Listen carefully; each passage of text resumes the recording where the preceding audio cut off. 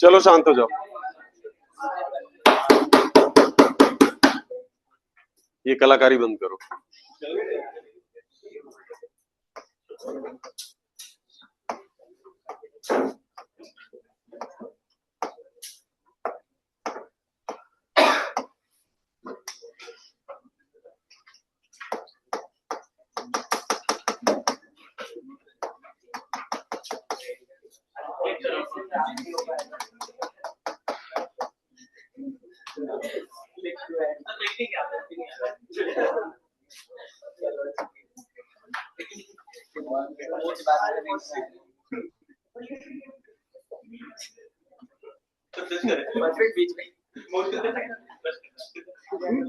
चार क्वेश्चन हो नहीं पाएंगे और बिहेव ऐसे कर रहे हैं फोटो खिंचाते समय जैसे रॉक स्टार हो गई।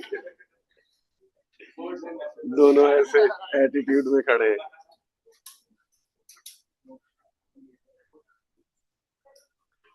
चलो guys, so now we are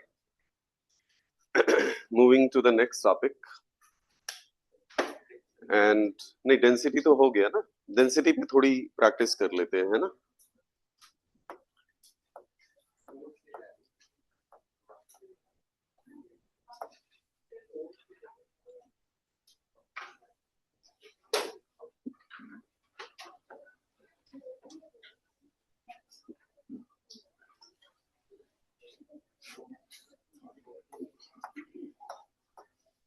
Equal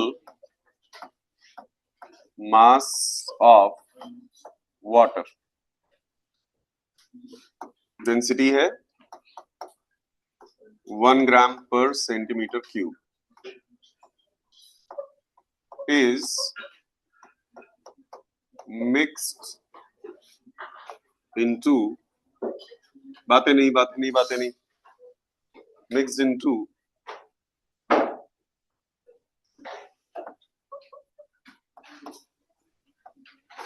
another liquid, density है 2 ग्राम पर सेंटीमीटर क्यूब। बातें क्यों कर रहे हो भाई? Find density of mixture.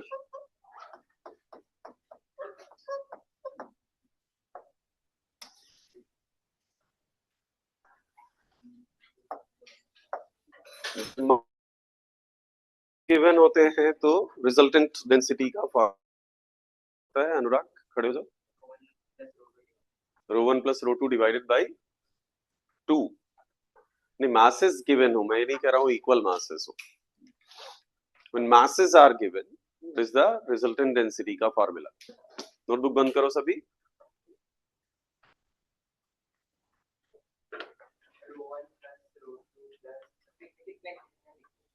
चलो 2 मान लो।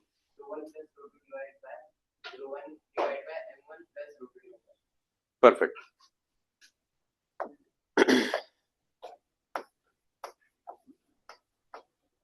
So when masses are given, mixture का डेंसिटी क्या हो जाता है? मिक्सचर का डेंसिटी होता है मेरे प्यारे बच्चों ρ1 प्लस ρ2 डिवाइडेड बाई या m1 plus m2। Density is defined as mass of the mixture divided by volume of the mixture. Mass of the mixture will become m1 plus m2 and volume of the mixture will become v1 plus v2, लेकिन v1 v2 given ही नहीं है, तो v1 और v2 को हम लोग m1 upon rho 1 and m2 upon rho 2 रखेंगे, है ना। वॉल्यूम को फिर, क्योंकि वॉल्यूम गिवन नहीं है, मास गिवन है, सो हम मास के टर्म्स में रख देते हैं।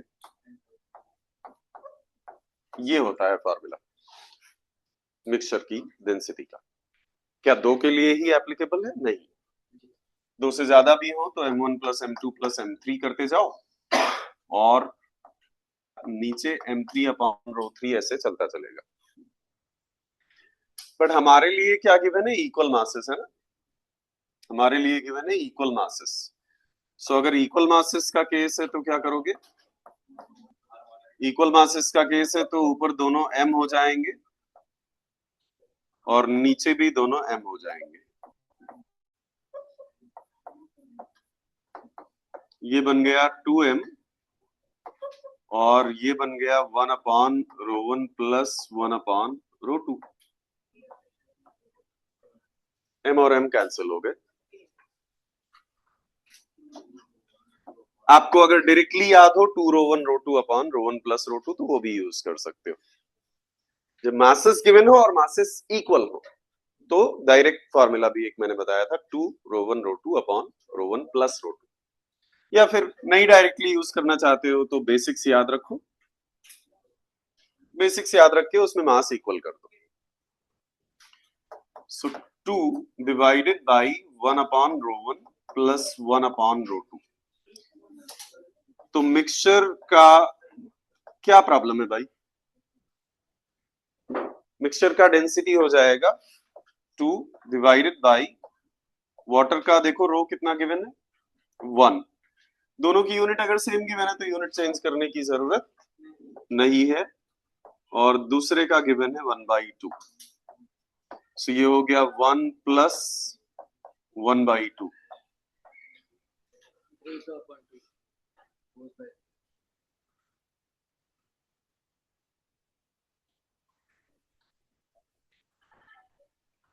सो 2 प्लस 1 3/2। ये 2 ऊपर जाएगा, 2 into 2 divided by 3 which is 4/3 which is 1.33। इसमें एक ट्रैप हो सकता है, लोगों को लगेगा कि एक का 1 है दूसरे का 2 है, मिक्स करेंगे तो एवरेज हो जाएगा 1.5। हाँ, एवरेज वाला तब एप्लीकेबल होगा जब इक्वल वॉल्यूम मिक्स किए हो। इक्वल वॉल्यूम का याद है ना, रो 1 प्लस रो 2 अपॉन 2। और इक्वल वॉल्यूम ना हो, वॉल्यूम गिवन हो तो रो 1 v1 प्लस rho 2 v2 upon v1 plus v2, है ना। चलो अब यही क्वेश्चन रिपीट करो। Given that 2 liter volume of water is mixed into 3 liter volume of another liquid। Same question लेकिन थोड़ी सी लैंग्वेज चेंज कर रहा हूं। ये समझ आया सभी को? जब मासेस गिवन हो, when masses are given,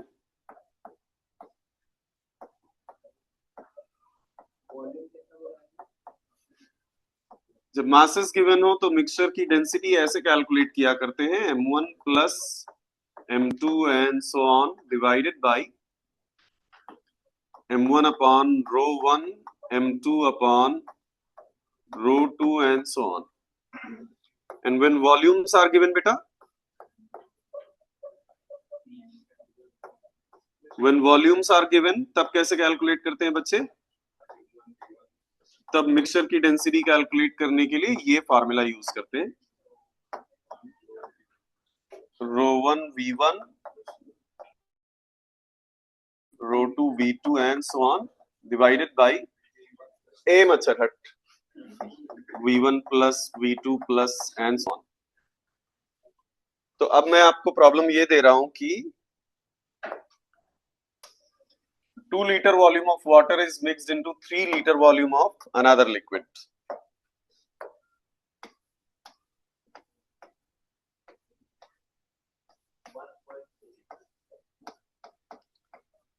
liter volume of water, water का डेंसिटी बेटा गिवन है 1 ग्राम पर centimetre cube, is mixed into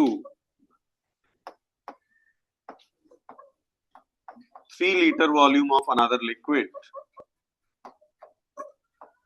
3 liter volume of another liquid, और उस अनदर लिक्विड का डेंसिटी है 2 ग्राम पर centimetre cube. Find density of mixture.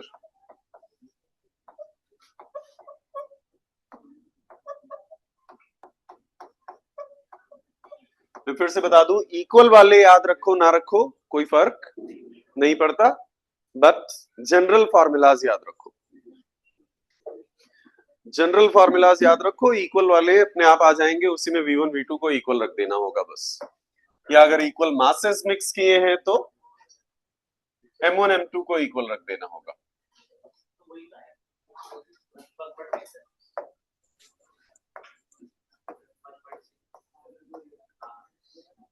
तो सीधे सीधे 1.5 क्यों नहीं आया? क्योंकि इक्वल वॉल्यूम थोड़ी ना मिक्स कर रहे हैं. दूसरे लिक्विड का 1 लीटर एक्स्ट्रा है तो दूसरा लिक्विड डोमिनेट करेगा, इसीलिए वैल्यू 2 के आसपास जाएगी. इसीलिए वैल्यू 2 की तरफ जाएगी, क्योंकि दूसरा लिक्विड डोमिनेट करेगा, उसका अमाउंट ज्यादा है. So rho of the mixture will become, कौन सा यूज करेंगे, ये या ये? नीचे वाला. रो 1 V1 प्लस rho 2 V2 divided by V1 plus V2. Equal volume है या अनइक्वल वॉल्यूम मिक्स किए हैं? अनइक्वल वॉल्यूम मिक्स किए हैं, लेकिन दोनों की यूनिट क्योंकि सेम गिवन है, इसलिए यूनिट चेंज करने की जरूरत नहीं है. रेशियो है अल्टीमेटली. देखो ना, ऊपर भी V1 V2 है, नीचे भी V1 V2 है, तो यूनिट आप चेंज करो ना करो कोई फर्क नहीं पड़ता. हाँ, V1 V2 दोनों अलग अलग, 1 लीटर में गिवन होता, दूसरा मीटर क्यूब में, तो फिर चेंज करते. दोनों की यूनिट एक जैसी करनी जरूरी है. ऐसे ही डेंसिटी भी दोनों जगह एक यूनिट में गिवन है, तो चेंज करने की जरूरत नहीं है. पहले लिक्विड का डेंसिटी है 1 और 2 लीटर मिक्स किया है उसका, और जिसका डेंसिटी है 2 उसका 3 लीटर मिक्स किया है, डिवाइडेड बाय एक का 2 लीटर मिक्स किया, एक का 3 लीटर मिक्स किया. सो ये हो जाएगा 6 2 8 और ये हो जाएगा 5. 8 divided by 5, how much is that?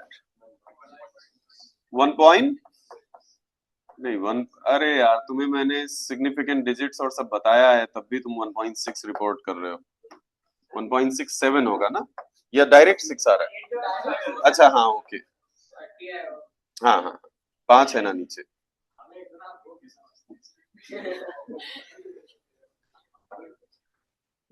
Five है नीचे, इसलिए रिकरिंग नहीं होगा.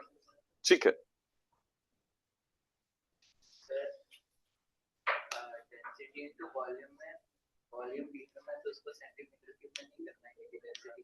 नहीं, वो बात नहीं है.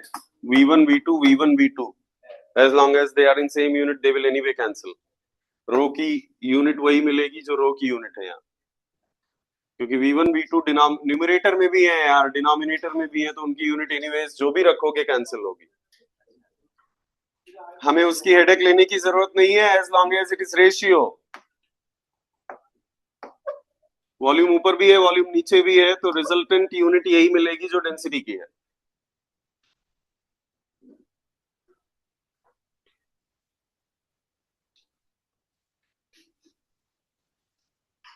दो लिक्विड लिए मैंने, और दोनों के जब इक्वल वॉल्यूम मिक्स किए तो मिक्सचर की डेंसिटी मेजर की मैंने 4, और दोनों के इक्वल मासेस मिक्स किए तब मिक्सचर की डेंसिटी मैंने मेजर की 3. बताओ दोनों लिक्विड्स की डेंसिटी क्या है? ये नोट कर लिया सबने? ये नोट कर लिया तो नेक्स्ट.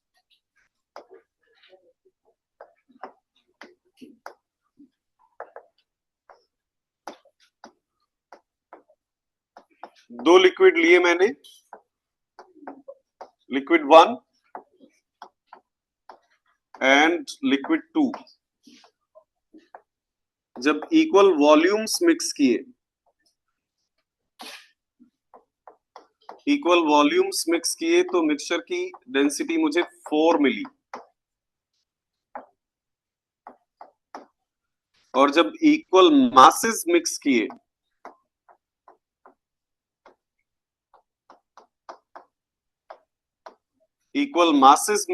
तो मिक्सचर की डेंसिटी मुझे 3 मिली।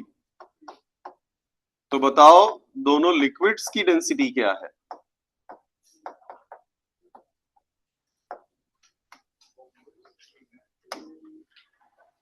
जब इक्वल वॉल्यूम्स मिक्स किए तो मिक्सचर जो बना उसकी डेंसिटी 4 ग्राम पर सेंटीमीटर क्यूब मिली, और जब इक्वल मासेस मिक्स कर दिए बेटा तो 3 ग्राम पर सेंटीमीटर क्यूब। आप बताओ दोनों लिक्विड्स की इंडिविजुअल डेंसिटी रो 1 और रो 2 क्या है? फटाफट कैलकुलेट करो, गेट इट डन।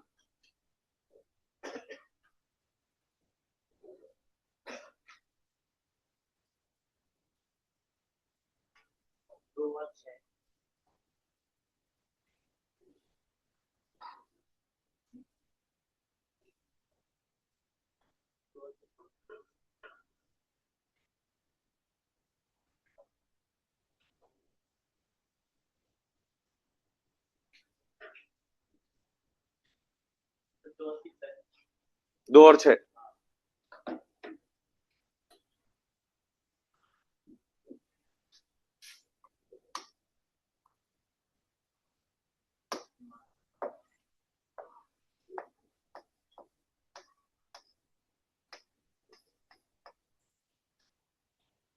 हेलो,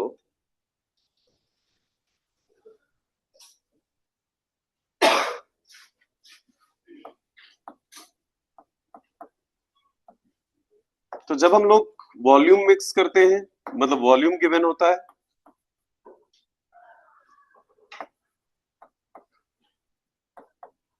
तो मिक्सचर की डेंसिटी का फॉर्मूला होता है रो 1 v1 प्लस rho 2 v2 divided by v1 plus v2। लेकिन इक्वल वॉल्यूम मिक्स किए तो क्या मैं v कॉमन ले सकता हूं यहाँ, और नीचे इक्वल वॉल्यूम है तो v और v 2v हो गए क्या?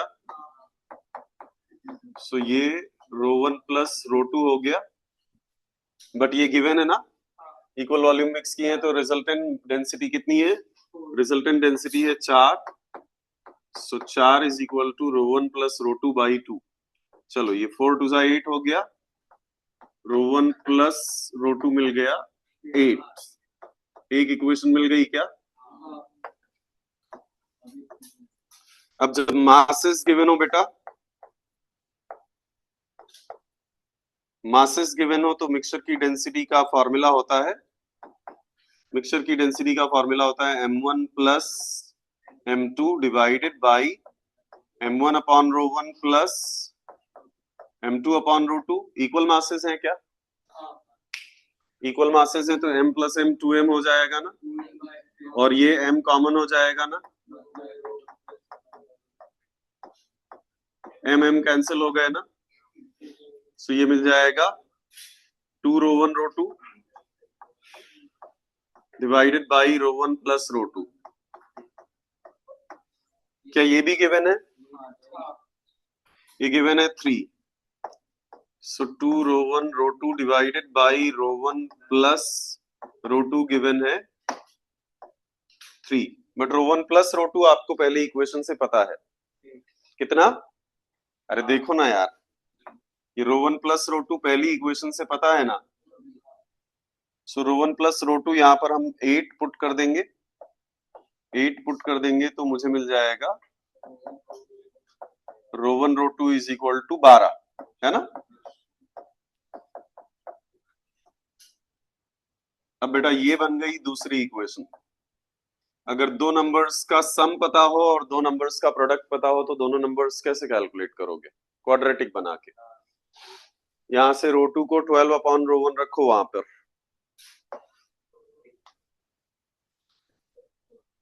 एक तरीका है क्वाड्रेटिक बनाना, दूसरा तरीका है दो लीनियर इक्वेशंस बनाना।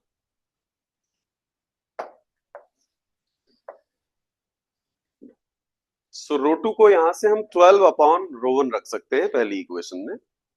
सो नाउ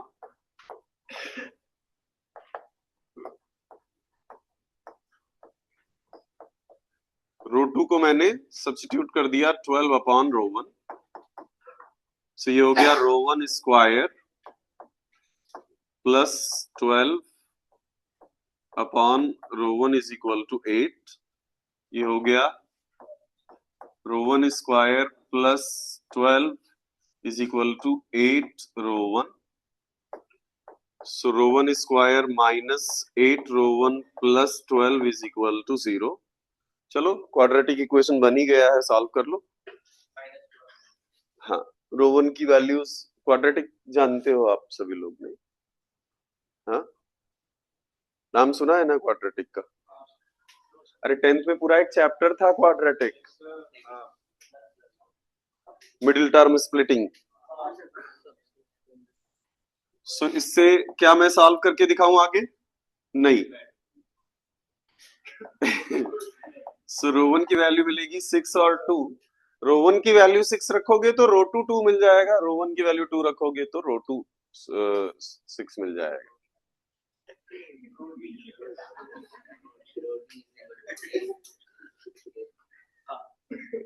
भूख लग जाएगी मुझे, रोटी वोटी का नाम मत लो। सो रो 1 की वैल्यू 6 रखेंगे पहली इक्वेशन में जाकर तो रो 2 2 मिल जाएगा, और इसकी वैल्यू 2 यूज करेंगे तो वो 6 मिल जाएगा।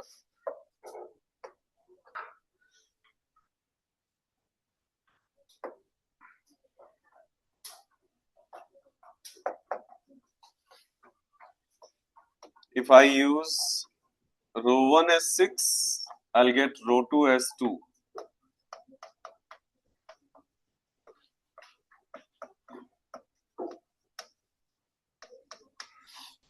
तो आंसर चेंज नहीं होगा, चाहे 6 और 2 बोलो या 2 और 6 बोलो।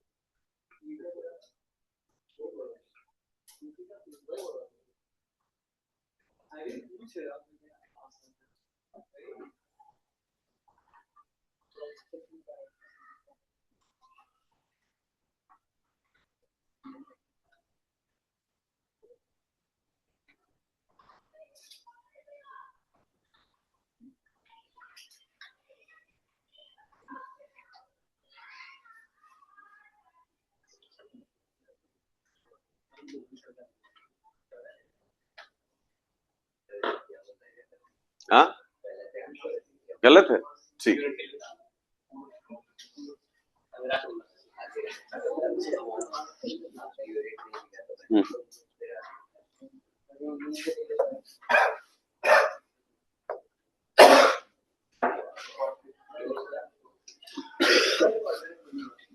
ओके, नेक्स्ट टॉपिक पर चलते हैं। इस चैप्टर में अभी तक हमने 2 फंडामेंटल्स बिल्ड किए हैं, पहला प्रेशर और दूसरा डेंसिटी। पहला प्रेशर और दूसरा density. Now we are going to understand some applications of whatever we know about pressure. Pressure के बारे में जो बातें हमें मालूम है, एक हॉरिजॉन्टल प्लेन पर चेंज नहीं होता, वर्टिकल जाने पर चेंज होता है। कैसा चेंज होता है? लीनियर नहीं, इनकॉम्प्रेसिबल है तब लीनियर, लेकिन वाटर वगैरह पूरी तरह से इनकॉम्प्रेसिबल है।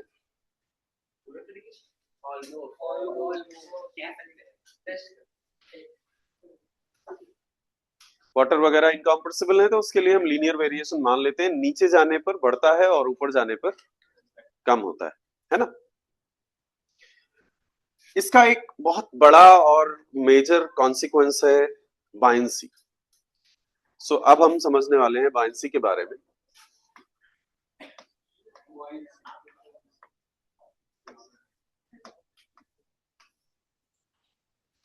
इसका एक मेजर कॉन्सिक्वेंस है बायंसी। बायंसी वैसे हम किसी भी आर्बिट्रेरी शेप या किसी जनरल शेप के लिए भी प्रूव कर सकते हैं, लेकिन चीजों को सिंपल रखने के लिए हम एक सिलिंड्रिकल बॉडी ले लेंगे। We just want to keep things simple and therefore we'll take a cylindrical body. आगे से मैं पूरा लिक्विड बनाया नहीं करूंगा, मैं सिर्फ टॉप सरफेस बना दूंगा, और टॉप सरफेस को दिखाने के लिए ये सिंबल यूज करते हैं, तो ये जरा दिमाग में रख लो। ये बताता है कि वो फ्री सरफेस है। फ्री सरफेस मतलब वहां से एटमॉस्फेयर शुरू हो गया, तो इसके नीचे क्या है? पानी। इसके ऊपर क्या है? एयर। ठीक है, एटमॉस्फेयर। इसको क्या प्रॉब्लम है भाई?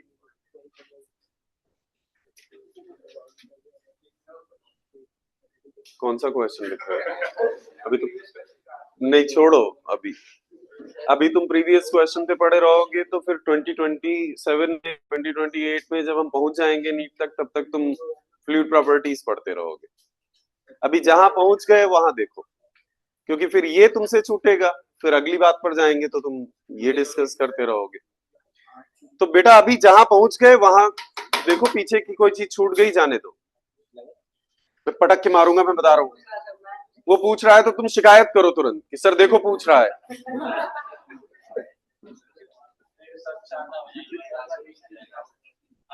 अभी समझो, कॉन्सेप्चुअल बात है भाई, और अच्छे अच्छे क्वेश्चंस बनते हैं यहाँ से बायंसी से। So please be very attentive and try understanding. तो वैसे जरूरी नहीं है कि हम एक सिलिंड्रिकल बॉडी ले, हम कैसी भी बॉडी ले सकते हैं, लेकिन सिंपल रखने के लिए चीजों को, क्योंकि आपके लेवल पर हम इंटीग्रेशन या डिफरेंशिएशन यूज करके प्रूव नहीं करेंगे, हम बहुत सिंपली प्रूव करेंगे चीजों को। एक सिलिंड्रिकल बॉडी ले ली मैंने, मान लिया उस सिलिंड्रिकल बॉडी का एरिया है ए, एरिया है ए, और उस सिलिंड्रिकल बॉडी का हाइट है एच।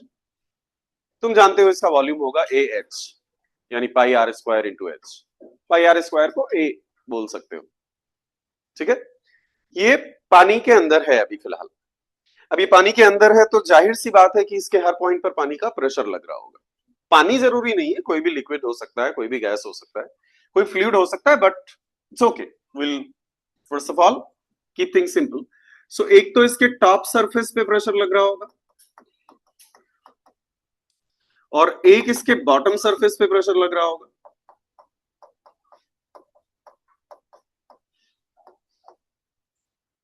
और साइड वाले सरफेस पे भी प्रेशर लग रहा होगा, साइड वाले सरफेस पे भी प्रेशर लग रहा होगा। तुम अगर नोटिस करोगे तो मैंने जिस तरह से प्रेशर डिफरेंट पॉइंट्स पर ड्रॉ किया है,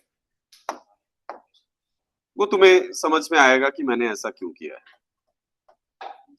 तुम देखो, टॉप सरफेस पर मैंने प्रेशर का मैग्नीट्यूड कम दिखाया है, बॉटम सरफेस पर प्रेशर का मैग्नीट्यूड ज्यादा दिखाया है, लेकिन जो भी दिखाया है कांस्टेंट वैल्यू दिखाई है। बॉटम सरफेस पर जो भी दिखाया है कांस्टेंट वैल्यू दिखाई है, लेकिन तुम देखोगे साइड वाले सरफेस पर मैंने कांस्टेंट वैल्यू नहीं दिखाई। क्यों? क्योंकि साइड वाले सरफेस पे नीचे जा रहे हैं, तो नीचे जाने पर प्रेशर बढ़ता हुआ दिखाया। टॉप सरफेस पर एक ही लेवल पर हो और एक लेवल पर प्रेशर चेंज नहीं होता, बॉटम सरफेस पर फिर से एक ही लेवल पर हो तो एक लेवल पर प्रेशर चेंज नहीं होता। लेकिन हाँ, बॉटम पे प्रेशर ज्यादा हो जाएगा। क्यों? क्योंकि टॉप के कंपैरिजन में तुम नीचे चलेगा। हाँ, क्या साइड वाले दोनों एक दूसरे को कैंसिल करते हुए दिख रहे हैं? और ऐसा हर बॉडी में होगा। हालांकि हमने यहां पर सिलिंड्रिकल बॉडी ली है, लेकिन ऐसा हर तरह की बॉडी में होगा, सिलिंड्रिकल, स्फेरिकल, रेक्टेंगुलर, या फिर कैसी भी रैंडम शेप भी हो, ऐसा हर बॉडी में होगा। नेट हॉरिजॉन्टल फोर्स हमेशा जीरो हो जाया करेगा। नेट हॉरिजॉन्टल फोर्स हमेशा जीरो हो जाया करेगा। हॉरिजॉन्टल जितना एक तरफ आएगा, हॉरिजॉन्टल प्रेशर उतना ही दूसरी तरफ आ जाएगा, और दोनों हमेशा एक दूसरे को कैंसिल कर देंगे। याद रखना, ये सिर्फ सिलिंड्रिकल बॉडी के लिए सच नहीं है, किसी भी तरह की बॉडी, कैसा भी रैंडम शेप हो, नेट हॉरिजॉन्टल फोर्स हमेशा जीरो हो जाएगा। नेट हॉरिजॉन्टल इधर से साइड साइड से जितना भी प्रेशर लगेगा वो हमेशा एक दूसरे को कैंसिल कर देगा। क्या टॉप और बॉटम वाले भी एक दूसरे को कैंसिल कर रहे हैं? क्यों नहीं कर रहे? एक डाउनवर्ड है, एक अपवर्ड है, कर तो रहे कैंसिल। नीचे वाले का मैग्नीट्यूड ज्यादा है, तो वैसे साइड वाले पूरी तरह से एक दूसरे को कैंसिल करेंगे, लेकिन टॉप और बॉटम वाले पूरी तरह से एक दूसरे को कैंसिल नहीं कर पा रहे। बहुत क्लियर दिख रहा है कि क्योंकि बॉटम वाला ज्यादा है, नेट फोर्स की डायरेक्शन अपवर्ड आएगी। बोलो,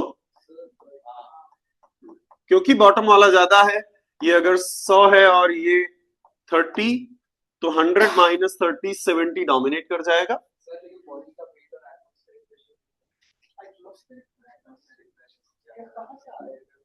तो मैंने कब कहा बॉडी का वेट नहीं रहेगा?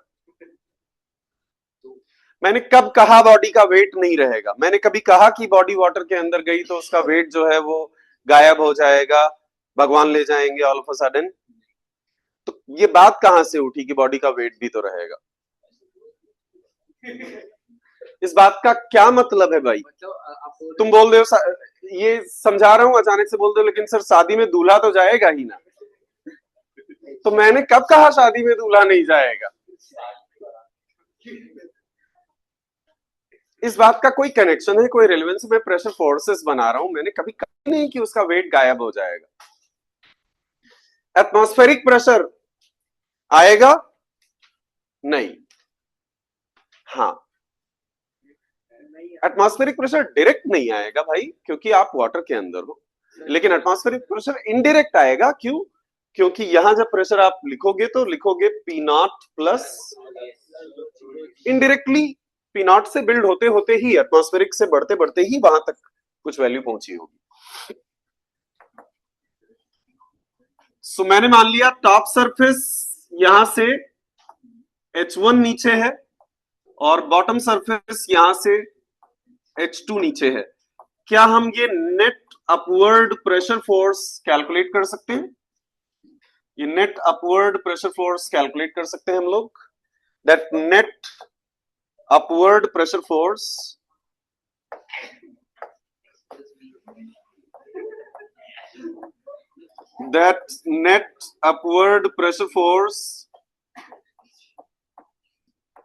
will be very clearly नीचे वाला प्रेशर फोर्स माइनस ऊपर वाला pressure force. So pressure force acting at the bottom and pressure force acting at the top. बेटा प्रेशर फोर्स कैलकुलेट करने के लिए क्या करते हो? प्रेशर डिवाइडेड बाय एरिया ना, प्रेशर इनटू एरिया। प्रेशर की डेफिनेशन क्या होती है? Force upon area. तो अगर फोर्स कैलकुलेट करना होता है तो तुम क्या करते हो? प्रेशर इनटू एरिया, है ना? सो बॉटम सरफेस पर जो भी प्रेशर होगा मल्टीप्लाइड बाय एरिया, एंड ऐसे ही हाँ टॉप सरफेस पर जो भी प्रेशर होगा मल्टीप्लाइड बाय एरिया। जरा आप फिगर देखो और बताओ मुझे बॉटम सरफेस पर प्रेशर क्या है? P naught plus rho g H2। अच्छा, रो एक कंफ्यूजन क्रिएट करने लगेगा कि रो बॉडी का डेंसिटी है या वाटर का डेंसिटी है। तो क्योंकि पानी में प्रेशर बढ़ रहा है ना, इसलिए वो पानी का डेंसिटी। इसलिए बहुत सारे बुक्स क्या करते हैं, बॉडी की डेंसिटी को रो लिखते हैं। बहुत सारे बुक्स इस कंफ्यूजन को अवॉइड करने के लिए बॉडी की डेंसिटी को रो लिखते हैं और पानी की डेंसिटी को सिग्मा लिखते हैं। लेकिन मैं ऐसा नहीं करूंगा, मैं सीधे सीधे लिख दूंगा। जब रो बॉडी लिखूंगा तो रो लिखूंगा, और जब रो वाटर लिखूंगा तो रो W लिख दूंगा। सिंपली अलग अलग सिंबल्स हम डेंसिटी के लिए नहीं फॉलो करेंगे। मैं बता इसलिए दे रहा हूं कि क्योंकि कई सारे क्वेश्चंस में आपको ऐसा दिखेगा।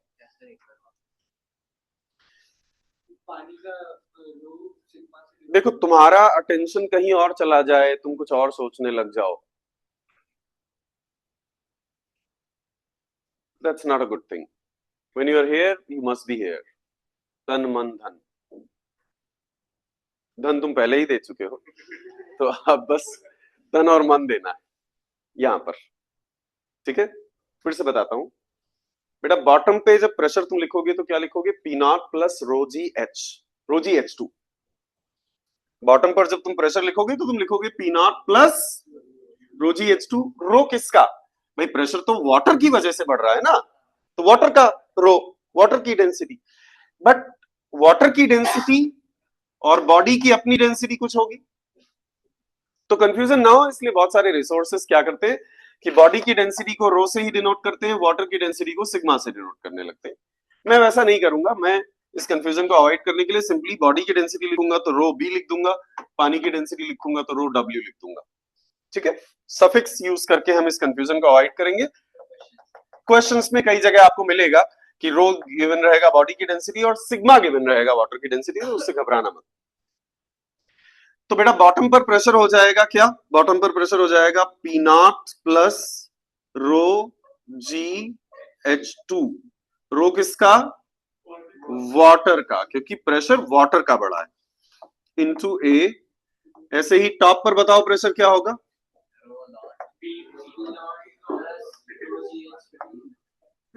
P naught plus rho G H1,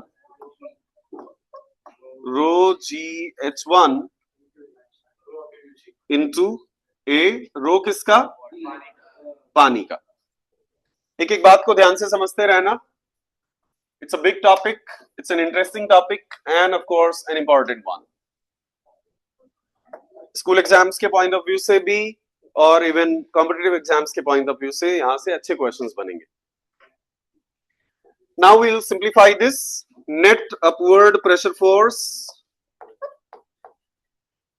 net upward pressure force ध्यान से समझो, P naught into a, P naught into a and then rho water into G into H2A, and यहां भी मल्टीप्लाई करो P naught into A, and minus minus और plus minus हो जाएंगे, rho water G H1A।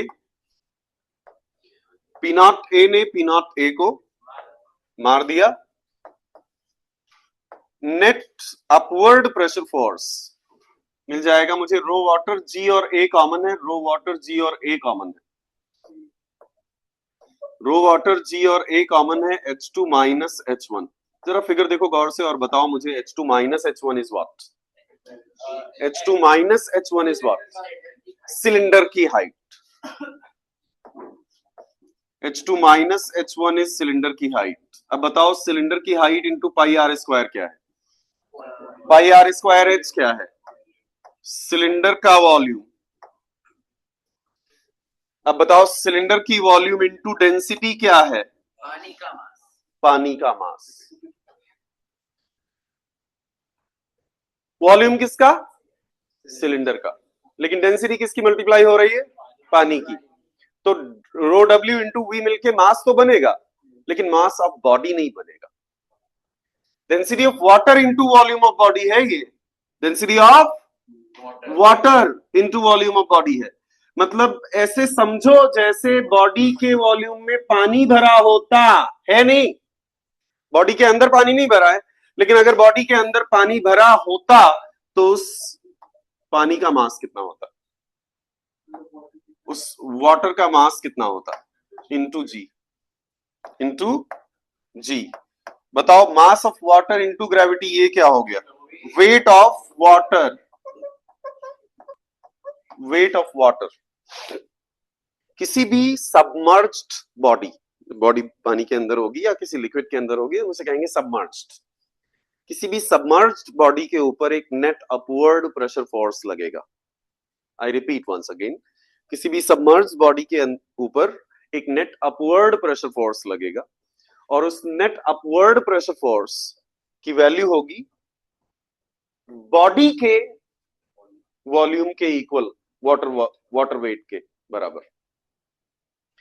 कि body के volume में अगर पानी बैठा होता तो उसका वेट जो होता उसके बराबर होगा वो नेट अपवर्ड प्रेशर फोर्स। इस नेट अपवर्ड प्रेशर फोर्स को आर्किमिडीज ने एक्सीडेंटली डिस्कवर किया था, और इस नेट अपवर्ड प्रेशर फोर्स को हम दो नामों से जानते हैं, एक अपथ्रस्ट और एक बायंसी।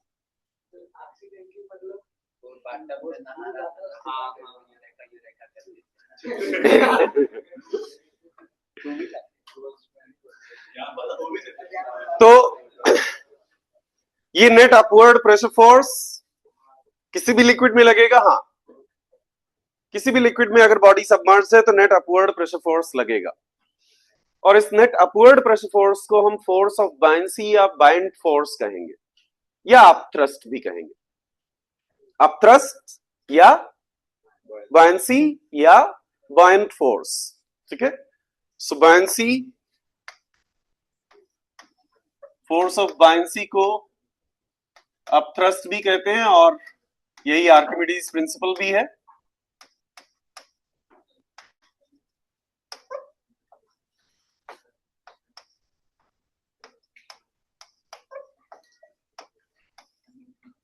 ये आर्किमिडीज प्रिंसिपल भी है। इसमें सबसे पहला ऑब्जर्वेशन हमारे पास है, ध्यान से समझना। सबसे पहला ऑब्जर्वेशन लिखो,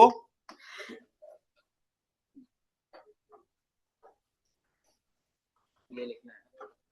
ये दूसरा ऑब्जर्वेशन, पहला ऑब्जर्वेशन लिखो। तुम्हें दिख रहा है ना, मैंने ऊपर एक स्पेस छोड़ा हुआ है। पहला ऑब्जर्वेशन लिखो,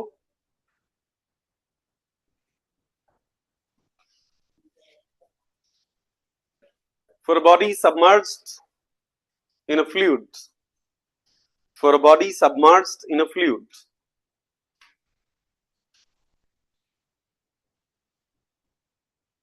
for a body submerged in a fluid,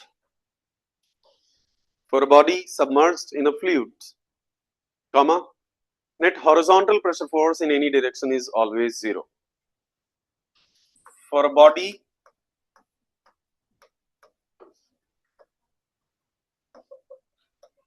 submerged in a static fluid,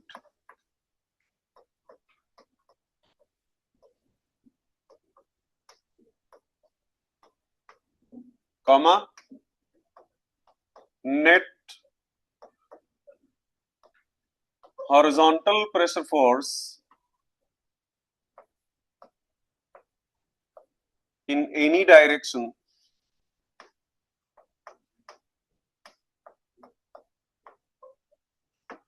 is always zero. Sir एक बात नहीं समझ में आई, जब आप बोल ही दे रहे हैं हॉरिजॉन्टल, तो आप ये क्यों बोल रहे हैं इन एनी डायरेक्शन? क्योंकि हॉरिजॉन्टल बहुत सारी डायरेक्शंस होंगी, ऐसी ऐसी, तो इसलिए मैं बोल रहा हूं हॉरिजॉन्टल, और फिर ये भी बोल रहा हूं इन एनी डायरेक्शन, क्योंकि हॉरिजॉन्टल ऐसा भी हो गया, हॉरिजॉन्टल ऐसा भी हो गया, हॉरिजॉन्टल ऐसा भी हो गया, हॉरिजॉन्टल ऐसा भी हो गया। सो हॉरिजॉन्टल बहुत सारी डायरेक्शंस होंगी ना, एक्स भी हॉरिजॉन्टल है और जेड भी हॉरिजॉन्टल है, वाई वर्टिकल है। दूसरा ऑब्जर्वेशन, दूसरे ऑब्जर्वेशन में ये पूरा नोट करो, और उसके बाद जो मैं डिक्टेट करूंगा वो दूसरे ऑब्जर्वेशन में पहले ये पूरा प्रूफ नोट कर लो,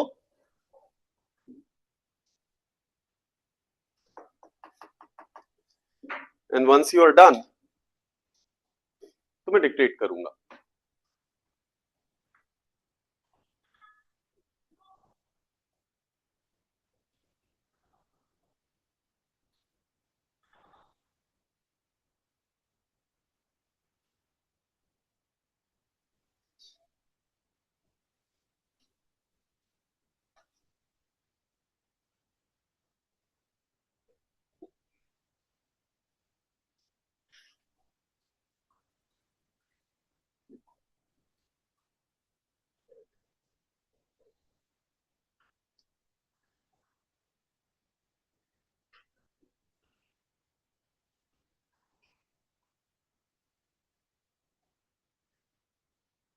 कभी टेस्ट ये चेक करेगा।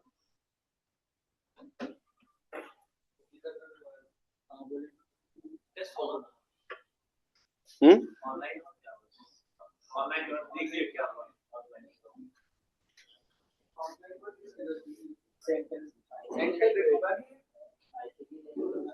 मैंने देखा नहीं क्या रहा रिजल्ट। सर देखना हाँ पहले दो पेज ना, आगे दो पेज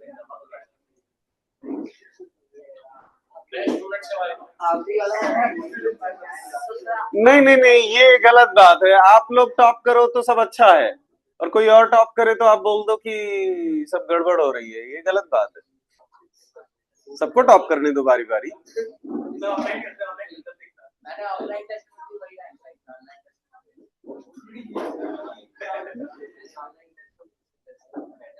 इसका मतलब तुम दोनों जगह बराबर चीटिंग करते हो। सर मेरा ऑनलाइन टेस्ट में उल्टा कम मार्क्स आया। देखो मेरे से उल्टा चाहिए, सामने बोलने चाहिए, सामने मुंह पे बोलना, चीटिंग करनी चाहिए। ये नहीं ना, ये ना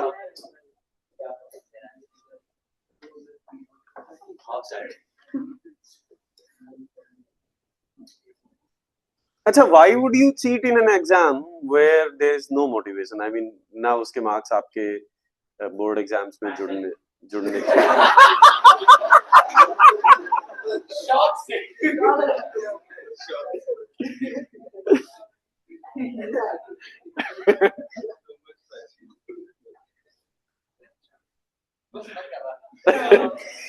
अच्छा लग रहा था।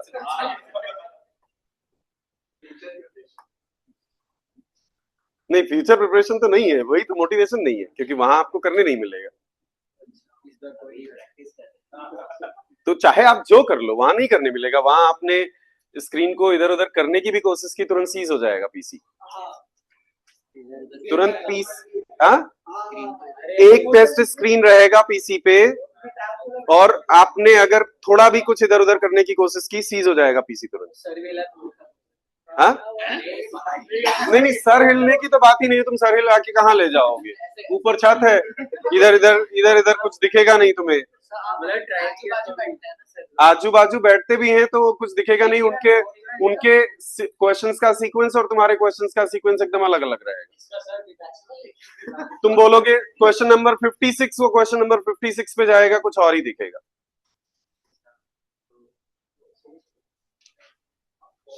तो क्वेश्चंस में रैंडमाइजेशन रहेगा, तुम हेल्प कर नहीं पाओगे एक दूसरे की, प्लस तुम्हारा एक एक हरकत will be recorded. So you will have a fear कि माय कैंडिडेचर में बी कैंसल्ड। करियर का सवाल है। तो वही मैं कह रहा हूं कि वहां करने मिलेगा नहीं। इसलिए I genuinely want to understand, passion के अलावा और कोई मोटिवेशन नहीं। अगर वहां करने मिलता तो प्रैक्टिस करना चाहिए था, ठीक है। अगर वहां करने, हाँ, लेकिन नहीं मिल सकता, वहां करने मिल ही नहीं सकता, क्योंकि जिस पीसी पर तुम बैठे हो उस पीसी में अगर तुमने कोई भी हरकत करने की कोशिश की, पीसी तुरंत सीज हो जाएगा। तो ऐसे बोलो चीटिंग अलाउ करेंगे। हाँ, वो भी नहीं सोच रहा। 14 लाख आईआईटी।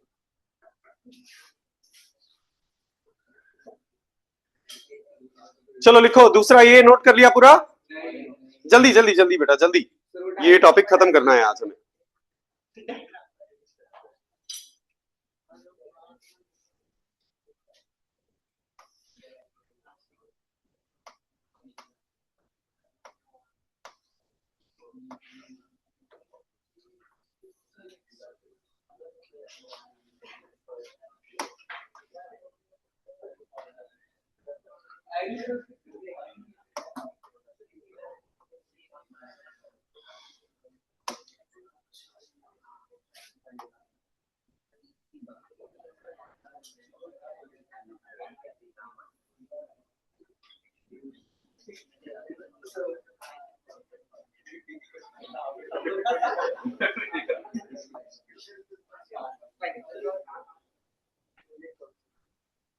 बेटा जल्दी कर लो थोड़ा। सर ये बॉडी इक्विलिब्रियम है। हाँ, तभी तो मैंने बोला, ऊपर लिखा है ना स्टैटिक फ्लूइड। मतलब बट हमें फिर से तुम वही देवांश वाली बात लेके आ रहे हो कि सर पर वेट तो लगेगा ही ना। मैंने ये सब कहा ही नहीं। इक्विलिब्रियम में हो ना हो, फ्लूइड स्टैटिक है, बस इतना जानो।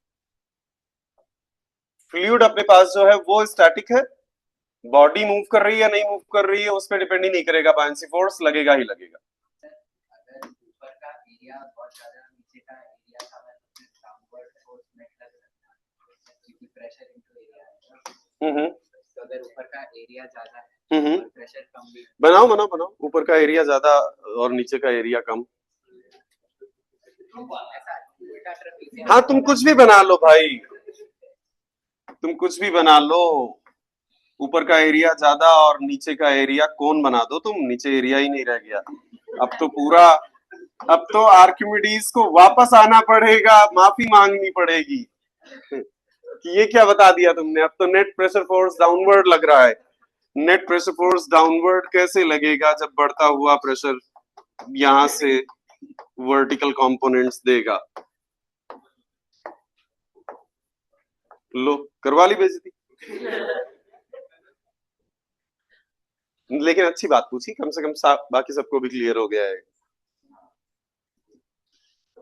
वो एक सिंपल वर्जन बनाया था मैंने, लेकिन हमेशा नेट प्रेशर फोर्स अपवर्ड ही क्रिएट हो जाएगा। साइड वालों से। हाँ, आप बोलोगे कि पहले तो साइड वालों का आपने बोला था कैंसिल हो जाएगा, होगा कैंसिल। देखो अपवर्ड अपवर्ड जुड़ेंगे और हॉरिजॉन्टल हॉरिजॉन्टल कैंसिल होंगे।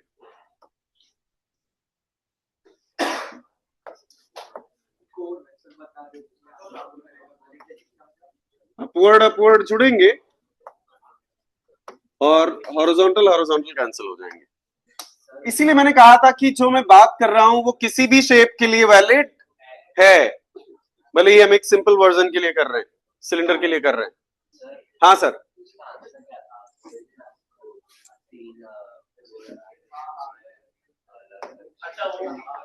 चलो चलो चलो अभी देखो इधर, ऑब्जर्वेशन टू लिखो। फॉर अ बॉडी सबमर्ज्ड, अरे यार बातें नहीं, for a body submerged in a static fluid, observation 2 लिखो। For a body submerged in a static fluid,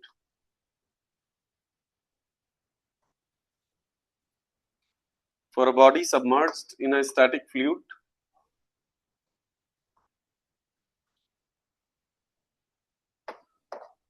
for a body submerged in a static fluid,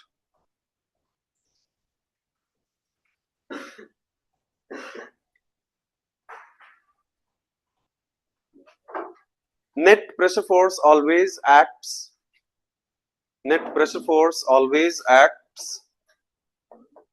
comma लगा के लिखना, net pressure force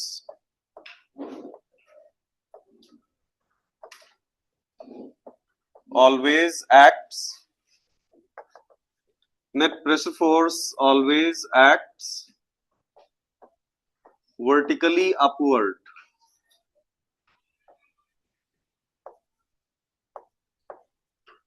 vertically upward, and is known as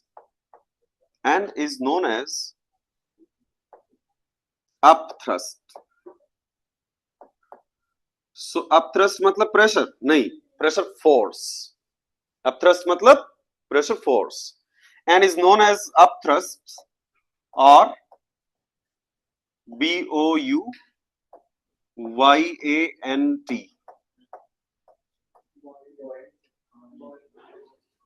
और buoyant force।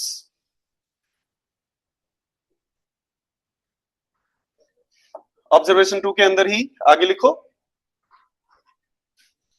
its magnitude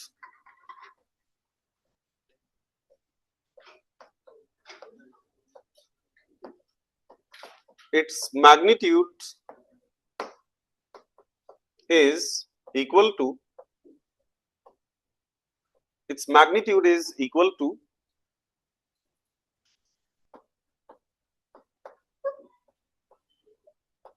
weight of fluid displaced by the body.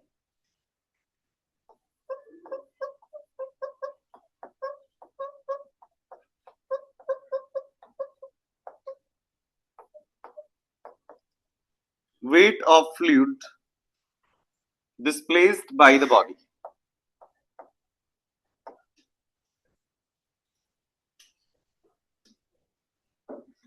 Weight of fluid displaced by the body. Buoyant force actually एक pressure force है, upward act करता हुआ pressure force. संयोग ऐसा, coincidence ऐसा कि उसकी वैल्यू पानी के वेट के इक्वल हो जाती। कितना पानी? जितना पानी बॉडी की जगह पर होता। अगर बॉडी की जगह पर पानी होता तो उसका वेट जो होता उतने वेट के बराबर प्रेशर फोर्स। ऐसे लगता है जैसे पानी बदला ले रहा हो कि तुम यहां आ गए तो तुमने मेरा इतना वेट हटा दिया, ठीक है, तो अब मैं उतना ही, जितना वेट तुमने मेरा हटा दिया है उतना ही मैं प्रेशर फोर्स लगा के तुम्हें यहां से हटाने की कोशिश करूंगा ताकि मैं फिर से यहां मेरा साम्राज्य स्थापित हो सके कि तुम आ कैसे गए यहां।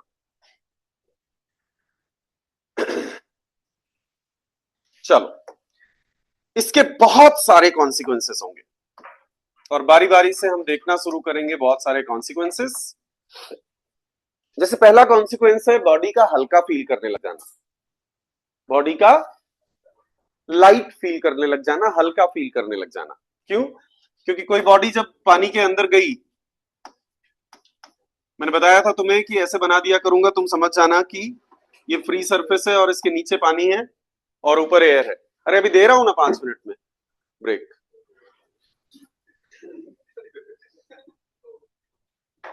Unless the pressure is like so much. So body नीचे है, बॉडी का अपना वेट, बॉडी का अपना वेट लग रहा होगा, weight of the body which is mg। लेकिन क्योंकि बॉडी पानी में है अभी, या किसी भी लिक्विड में है या किसी भी फ्लूइड में है, तो उस पर एक अपथ्रस्ट भी लग रहा होगा। हाँ, अपथ्रस्ट को हम लोग क्या लिखते हैं? अपथ्रस्ट को हम लोग लिखते हैं force of buoyancy, force of buoyancy. So body को नॉर्मली एयर में बॉडी रहती है अगर, तो बॉडी को अपना वेट फील होता है mg। अब बॉडी को पानी के अंदर जाने पर वेट फील होगा mg माइनस fb। ठीक है, fb हम कहेंगे वेट में लॉस है, जो अपथ्रस्ट है, that is like loss of the weight, but that is only like the loss of the weight, इसलिए एक वर्ड यूज करेंगे एपेरेंट लॉस। ऐसा लगता है जैसे वेट लूज हो गया। क्यों? क्योंकि बॉडी का अपना वेट 600 न्यूटन होता, लेकिन पानी के अंदर एक अपवर्ड प्रेशर फोर्स लग गया 100 न्यूटन का, तो बॉडी क्या फील करेगी? बॉडी फील करेगी सिर्फ 500। एक एपेरेंट लॉस हो गया। लॉस किसके इक्वल है? अपथ्रस्ट के इक्वल। एपेरेंट लॉस, एपेरेंट मतलब ऐसा प्रतीत होता है, ऐसा लगता है कि जैसे लॉस हो गया, सच नहीं है। नहीं तो वेट लॉस स्ट्रैटेजी सारी यही होती कि अच्छा तुम 100 किलो हो, आओ पानी में डुबा दिया, अब हल्का फील कर रहे हो, ठीक है वही रहना। तो गाइस एपेरेंट लॉस है, एपेरेंट लॉस किसके इक्वल हो गया? 100 के। यानी जो अपथ्रस्ट लगेगा, क्योंकि वेट के ऑपोजिट लग रहा है, वेट में लॉस क्रिएट करेगा, वेट में एक सीमिंगली एक लॉस हो गया, and that loss will be equal to the value of the upthrust. अब वेट कितना फील होगा उसे? वेट फील होगा W minus F B. Clear है सभी को? वेट अब उसे फील होगा W minus F B. Weight feel होगा, याद रखना, उसका एक्चुअल वेट कम ऑन नहीं हो गया है, उसको ऐसा लगेगा जैसे मेरा weight W minus F B हो गया, इसलिए इसे एपेरेंट वेट कहेंगे। ठीक है, तीसरे ऑब्जर्वेशन में हम लोग लिखेंगे, तीसरे ऑब्जर्वेशन में लिखेंगे फटाफट। For a body submerged in a static fluid, for a body submerged in a static fluid, comma, जल्दी जल्दी, for a body submerged in a static fluid, comma,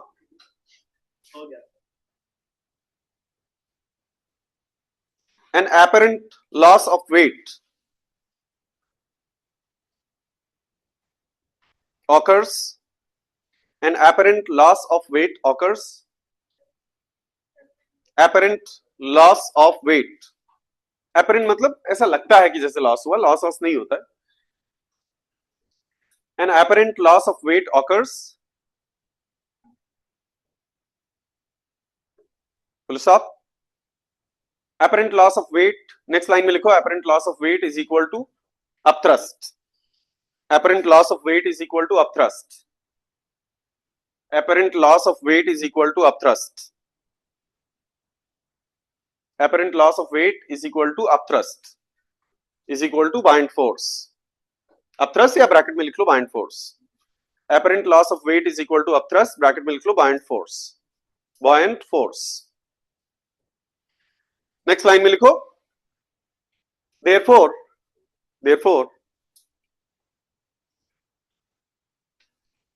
body will feel light, therefore body will feel light, and its apparent weight will be given as, and its apparent weight will be given as, and its apparent weight will be given as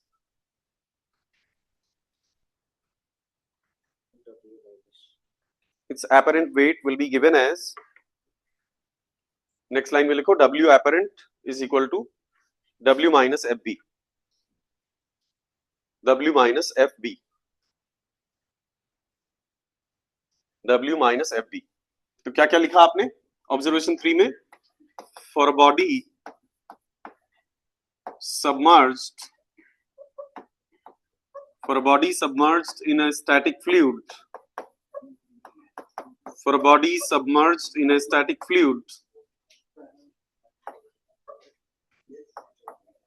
an apparent loss of weight occurs. An apparent loss of weight occurs, and this apparent loss of weight equals what? Guys, bolo. Upthrust के equal. Apparent loss of weight is equal to upthrust का magnitude. Upthrust को हम लोग force of buoyancy भी कहते हैं. फिर आपने क्या लिखा इसी ऑब्जर्वेशन के अंदर? Therefore, इस वजह से क्या होता है? बॉडी लाइट फील करने लगती है. Body will feel light. याद रखना, फिर से बता दूं, feel light. Actually light white नहीं हो गई, इसीलिए एपरेंट वेट उसका ऐसा, एपरेंट मतलब जो लगे आपको, प्रतीत हो, वैसा आभास हो आपको, वैसी फीलिंग हो आपको. क्या कि मेरा वेट तो W था, लेकिन उसमें से किसी ने अपथ्रस्ट माइनस कर दिया. चलो इसके आगे हम लोग लिखेंगे W क्या होगा? W होगा बॉडी की density into volume into gravity. Body की डेंसिटी इंटू वॉल्यूम, बॉडी का मास इंटू ग्रेविटी. अपथ्रस्ट क्या होगा? अपथ्रस्ट क्या होगा? अपथ्रस्ट होगा पानी का वेट, पानी का इक्विवेलेंट वेट. सो पानी का इक्विवेलेंट वेट हो जाएगा पानी की डेंसिटी इंटू बॉडी का वॉल्यूम. सो अगर कोई बॉडी किसी लिक्विड में पूरी तरह से सबमर्ज है तो उसे इतना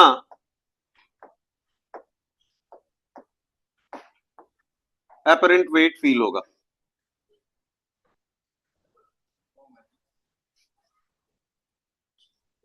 वाटर जरूरी नहीं है, we can always take some general liquid.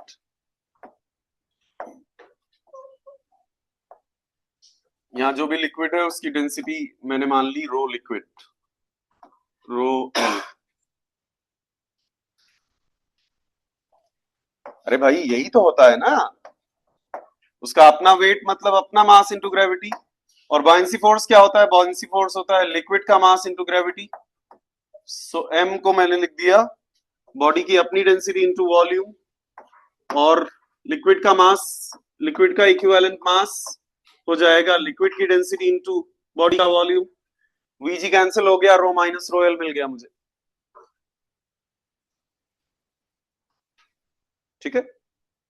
जैसे हाँ, इसमें एक चीज और नोट कर लो साइड में. एयर में ना हम रो एल या रो फ्लूइड इग्नोर कर देंगे. एयर का डेंसिटी 1 होता है, तो एयर में किसी हैवी अगर बॉडी को देख रहे हैं तो एयर में will ignore that part.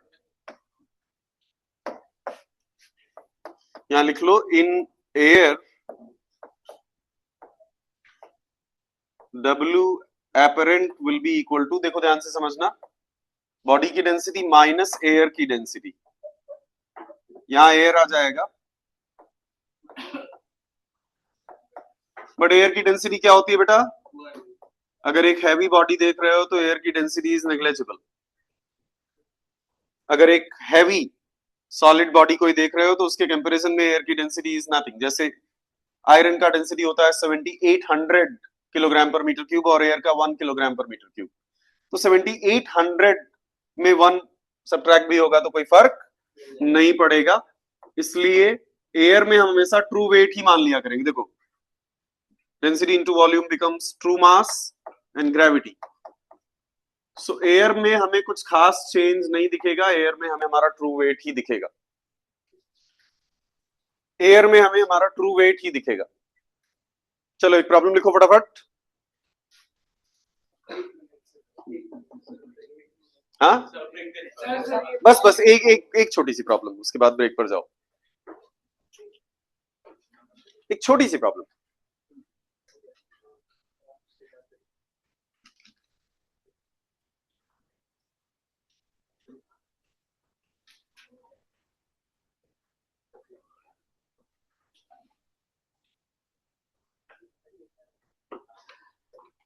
A body weighs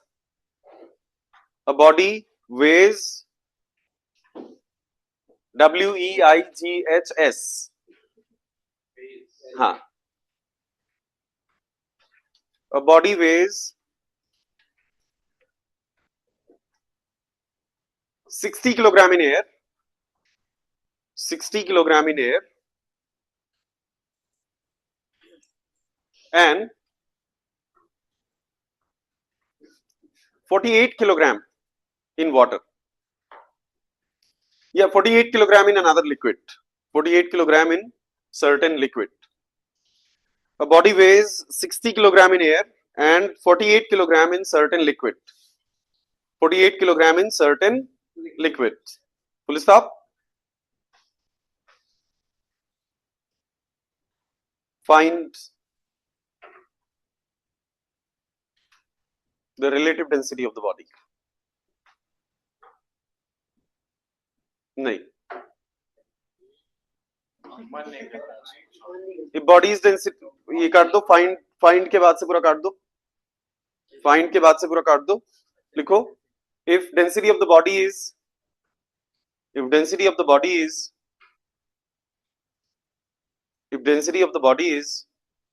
5000 kilogram per meter cube, find the density of liquid. If density of the body is 5000 kilogram per meter cube, find the density of liquid.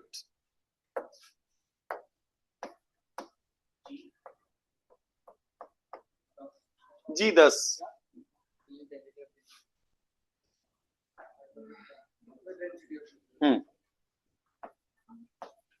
So air में कितना wait है? 60 kg. याद रखना, मास को generally wait बोल के बोला जाएगा, कंफ्यूज मत होना, उसमें जी मल्टीप्लाई कर लेना. और किसी लिक्विड में एपरेंट वेट क्या दिया गया है? किसी लिक्विड में एपरेंट वेट गिवन है, किसी लिक्विड में डुबाया तो apparent wait is 48 kilogram. Body का अपना डेंसिटी बेटा कितना है? बॉडी का अपना डेंसिटी है 5000 किलोग्राम पर मीटर क्यूब. तो हमें उस लिक्विड, जिस लिक्विड में डुबाया था, उस लिक्विड का डेंसिटी बताना है.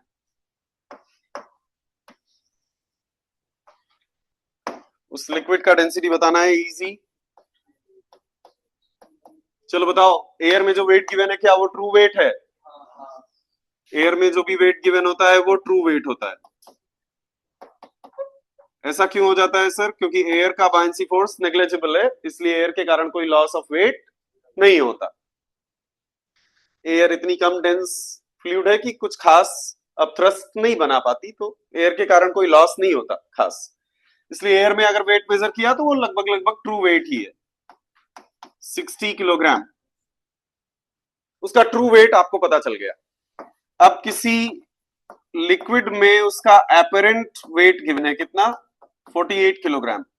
बट बेटा एपरेंट वेट क्या होता है? अभी एक्सप्रेशन मैंने डिराइव करवाया है एपरेंट वेट का. एपरेंट वेट होता है उसकी अपनी डेंसिटी माइनस लिक्विड की डेंसिटी इनटू वॉल्यूम इनटू जी. क्या ये 48 रखूं या 48g रखूं? 48g, क्योंकि किलोग्राम है, मतलब मास एक तरह से गिवन है, हमें वेट रखना है तो 48g रखना होगा. क्लियर? 48 इंटू जी रखना होगा. जी और जी कैंसिल हो जाएंगे, ठीक है? G and G will get cancelled. So rho minus rho L. Rho given है ना उसका,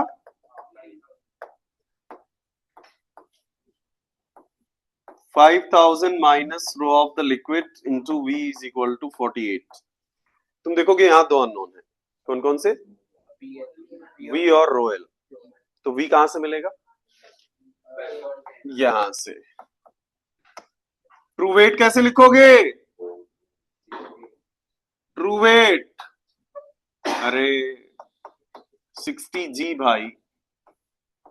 वेट क्या होता है? Mass into gravity. मास क्या होता है? Density of the body into volume, density of the body given है 5000 किलोग्राम पर मीटर क्यूब, वॉल्यूम मिल गया 60 डिवाइडेड बाई 5000, पुट कर दो यहां,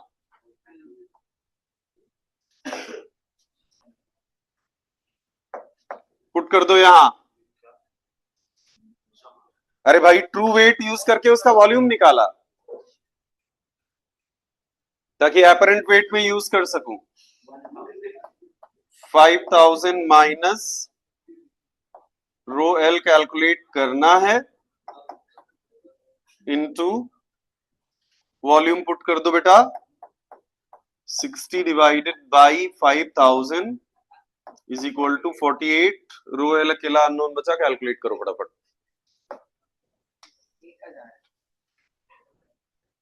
ओके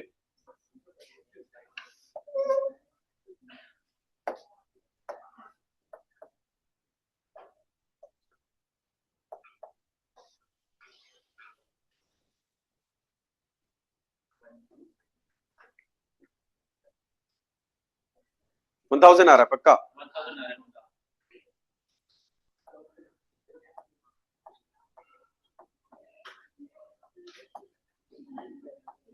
शार्प 5 मिनट हैं आपके पास।